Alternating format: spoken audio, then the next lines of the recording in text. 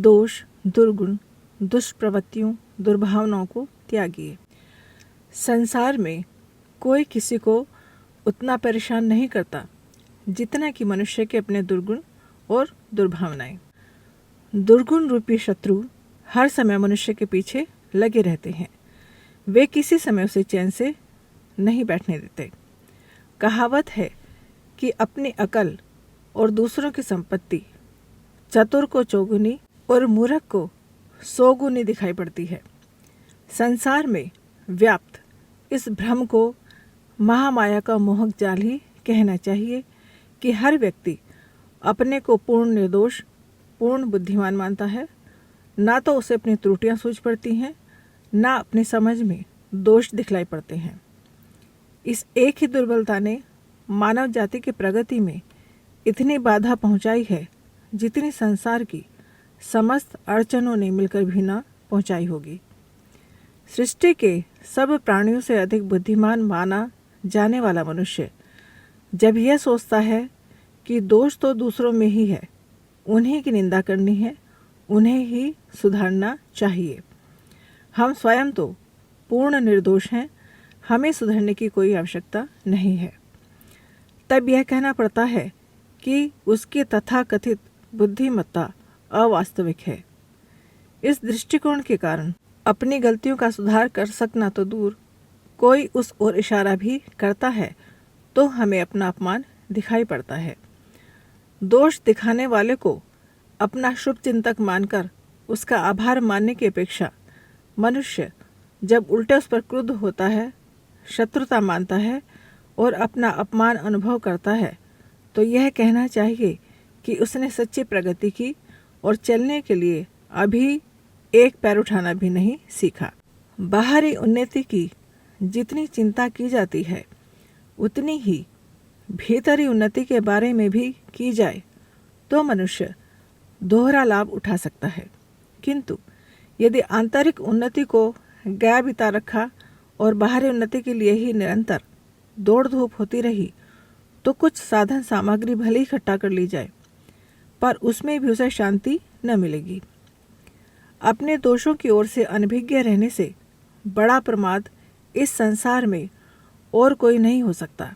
इसका मूल्य जीवन की असफलता का पश्चाताप करते हुए ही चुकाना पड़ता है। आरंभ छोटे छोटे दोष दुर्गुणों से करना चाहिए, उन्हें ढूंढना और हटाना चाहिए।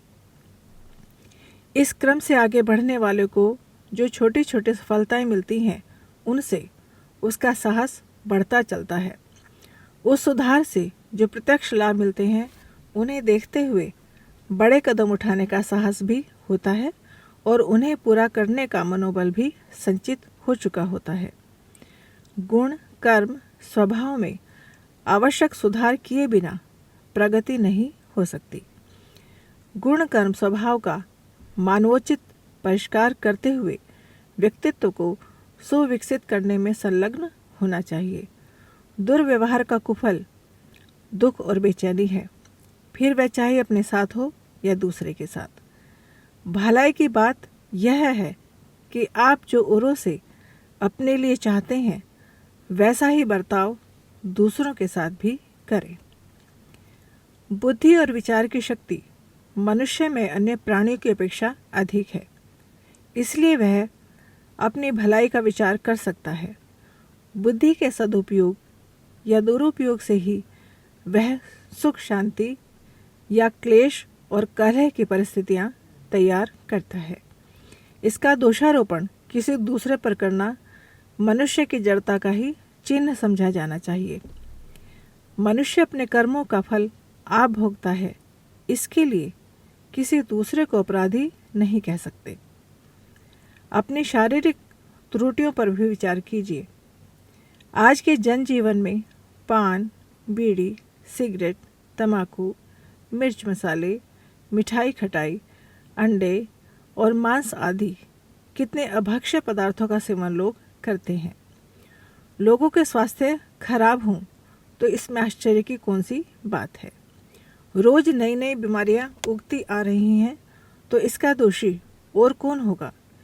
एक और खाद्य पदार्थों में दूषित तत्वों का प्रवेश और दूसरी ओर बढ़ती हुई असंयम की प्रवृत्ति, दोनों ने मिलकर स्वास्थ्य की ऐसी बर्बादी मचाई है कि लोगों में चलने फिरने जितनी ही शक्ति शेष बची है।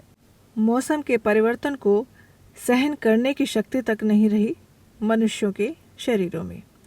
शरीर के प्रति आत्मघात के इतने भयानक परिणाम मनुष्य के नाम पर कलंक ही लगा रहे हैं। अश्लील साहित्य, सिनेमा के गंदे गाने, दूरदर्शन और भद्दे चित्रों से कामोत्तेजना के कारण मनुष्य का शरीर तो बर्बाद होता ही है, मानसिक संस्थान भी दूषित होता है, जिसके फलस्वरूप सारा जीवन दुख, शोक और रोगों के रूप में दिखाई देता है। शानो शौकत, तड़क भड़क, श्रृंगार प्रियता के कारण चारित्रिक पतन भी अपनी सीमा पर पहुंच गया है। आर्थिक व्यवस्था भी लड़खड़ा रही है। मनुष्य को किसी तरह चैन या संतोष नहीं मिल रहा है। बेचारा विक्षिप्त सा होकर इधर उधर भटक रहा है। उसका नैतिक स्तर गिरता जा रहा है। भ्रष्टाचार के कारण आज सभी दुखी हैं, फिर भी नैतिक साहस किसी में भी नहीं आता। सभी स्वार्थ साधनों में लिप्त हैं। स्वयं कुछ न देकर दूसरों से ऐंठ लेने की नीति के कारण न तो कहीं सहयोग रह गया है और न सहानुभूति। मुसीबतों में सच्चे हृदय से सहानुभूति दिखाने वाले भी नहीं रहे। मानवता का इतना अधःपतन शायद ही किसी युग में हुआ हो। उसी अनुपात में लोगों का कष्ट और पीड़ाओं से परेशान होना भी स्वाभाविक ही है। अपने सुखों को बर्बाद कर डालने की जिम्मेदारी मनुष्य पर ही है। उचित प्रयत्नों की बात भुलाकर मनुष्य असुरता की ओर बढ़ रहा है। इसी से वह दुखी है।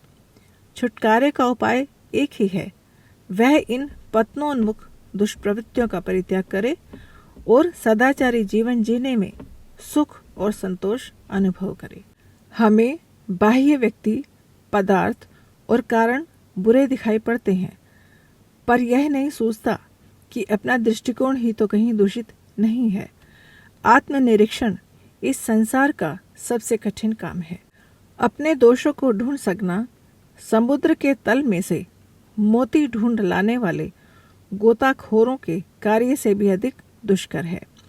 अपने दोषों को स्वीकार कर सकना किसी साहसी से ही पन पड़ता है और सुधारने के प्रयत्न तो कोई बिरला ही शूरवीर करता है। यही कारण है कि हम में से अधिकांश व्यक्ति दोषदर्शी, छिद्रान्वेषी दृष्टिकोण अपनाए रहते हैं और हर किसी को दोषी, निंदनीय, घृणित एवं दुर्भावना युक्त समझते रहते हैं। परिणाम स्वरूप सर्वत्र हमें दुष्टता और शत्रुता ही दिखती है।